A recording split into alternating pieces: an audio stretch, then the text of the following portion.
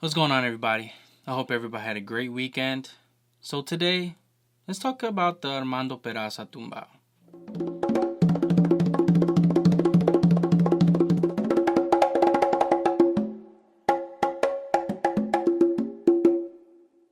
So, Armando Peraza. Now, if you haven't heard about Armando Peraza, yeah, let's just leave it at that. But Armando Peraza is, to me, one of the greatest pioneers that, at least in my lifetime, I didn't get to witness personally, but I got to listen to, I got to see him at such an older age still play with so much enthusiasm. Now, Armando Peraza has played with Cal Jada. He's played with Charlie Parker. He's obviously was great friends with Mongo Santamaria, so they always played together. He's played with Dizzy Gillespie. This guy has played with so many people, and probably the person he's most memorable and known for playing with is with Carlos Santana. This guy was their conga player, their bongo player, their timbal player, their everything player. You know, he was the player. And what shocked me was it always seemed that Armando Peraza would always try to push the boundaries, especially when it came to how he would set up his drums. You know, I rarely saw him set up this way. He would always set up like this. I mean, like, who can set up like this? Like, for real. Who? I mean, he'd be like.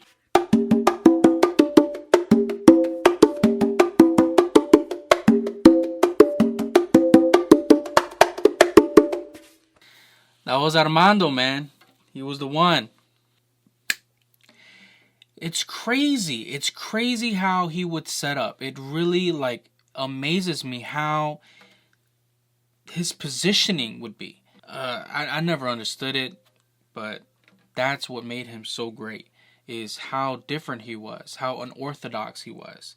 The ability of him really getting into just different elements of playing. And it's crazy because even though the older he got, it seemed like his hands always got younger. And that's what impressed me most about Armando Peraza. Armando Peraza con el grupo de... Esas manos no se ponen viejas. Ah, Él se pone viejo, pero las las manos no se manos ponen no. viejas. Now, the tumbao I'm talking about today, I've heard it in a couple of his recordings, but I noticed that he did it in a conga solo that kind of like shocked me and just kind of showed the true showman he was and just the unbelievable like feel that he had.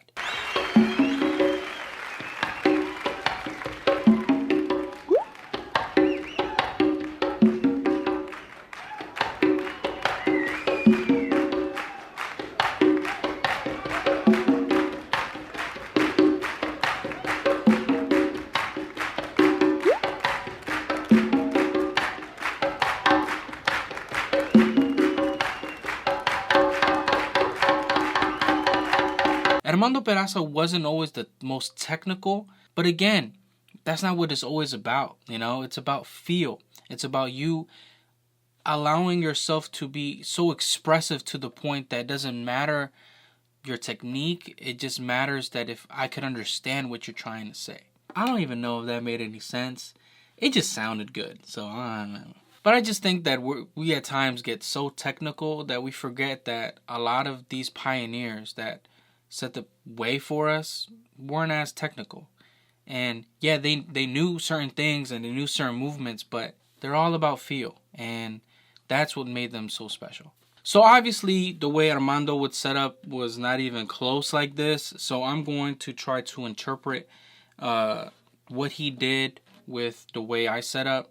With all due respect, I cannot play the way Armando played. He would literally put like one of the tumbas in the other room and still play it. I don't know how.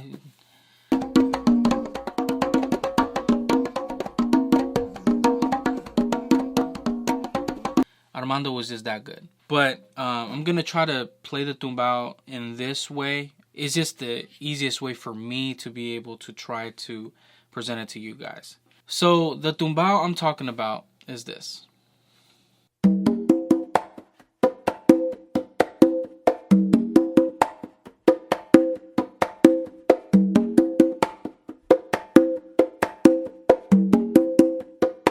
has a nice little swing to it, right? And a nice little melody. And it's crazy because he just adds a simple note and just goes back to that slap. He could easily just done.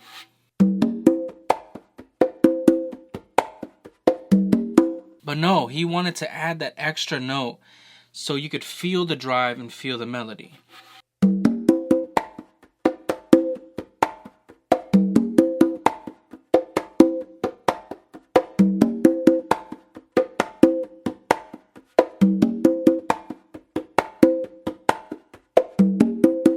Armando. Woo! So to kind of break this down, he starts this tumbao on his tumba. Just one hit. Now, in Armando's setup, the way he would go to the next note, he would just literally go from here to like here, right? But, you know, I'm not setting the way Armando was set up. So the drum I'm actually going to hit is this one.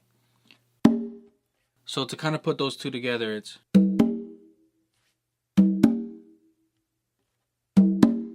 Now, in his setup, when he would come back to his main drum, he would start on his left hand. But in this case, because I'm setting up this way, I actually come back with my right hand. So it would be... If this was Armando's setup, it'd be like da da da, like that. But this is what he does. This is kind of like what puts the whole thing together.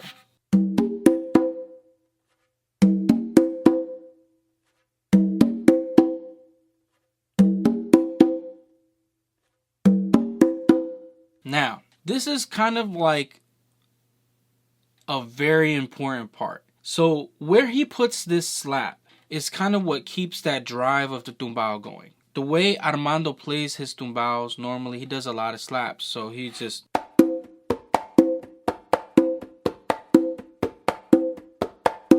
So that slap is like hitting on that time religiously. So when he's doing this tumbao, he hits that slap right on that time. So the hardest part is hitting that slap on that time after coming out of that melody. So see if you could catch it.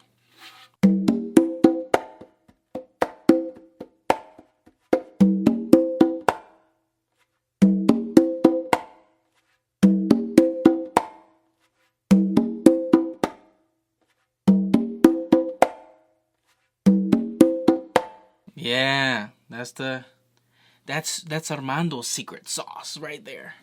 So after doing that slap, what he does is he immediately does one open. So to kind of put that all together from that point.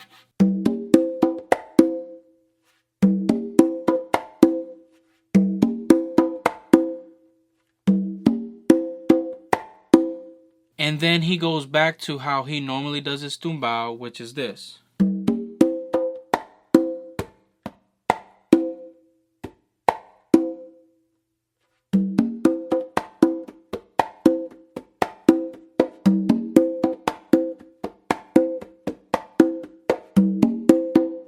So what he does when he's doing that normal tumbao, it's a palm, finger, slap, open. And he just repeats that.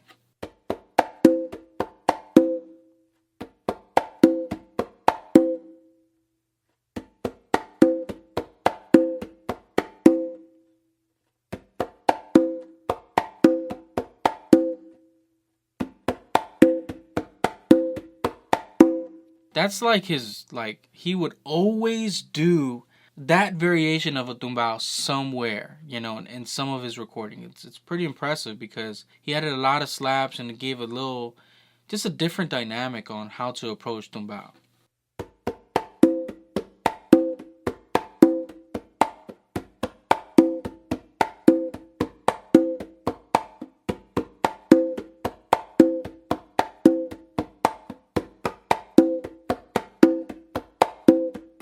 Yeah, man. That was Armando's move right there, man. So after completing kind of, you would say, that cycle, he would go back to doing that melody.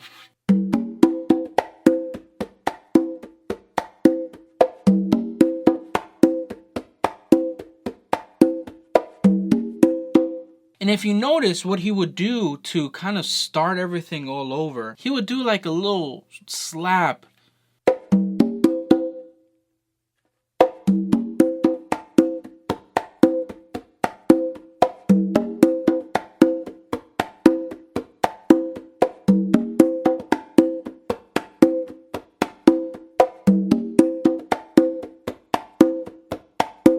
that tumbao right there, it's so timeless, man. It has a nice little, like, it sings back to you, you know what I mean?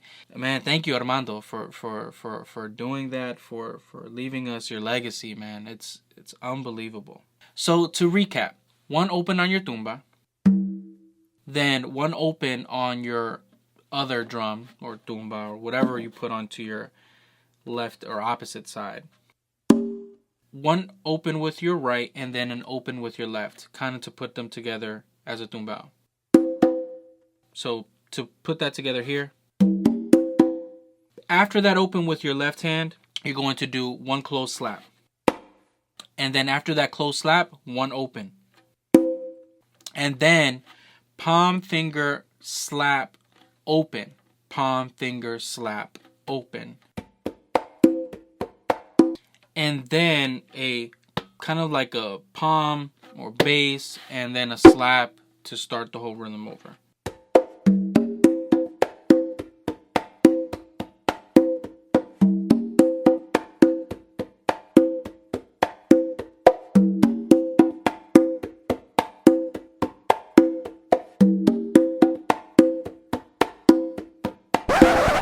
Man, let me try out to see if I could do it the way he would set up, man. So this is crazy. This is hard.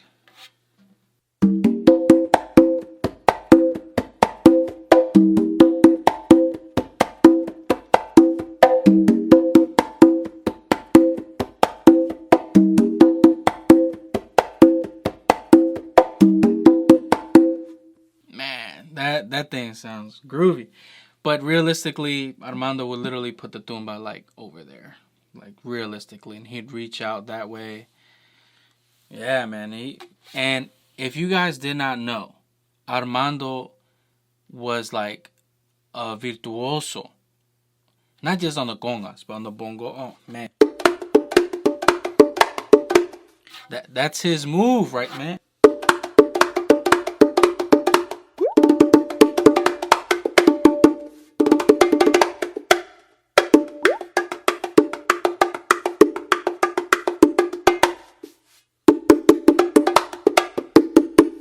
Armando Peraza, man. May your tumbaos live forever, man. And coincidentally, it's been 4 years since we lost this great giant in regards to congas and percussion and just music in general. So to the Peraza family, to everybody that knew him personally, thank you for continuing his legacy, and thank you for allowing percussionists like myself to really be able to study him and like admire his work. So you already know what to do. Like, subscribe. See you guys on Thursday.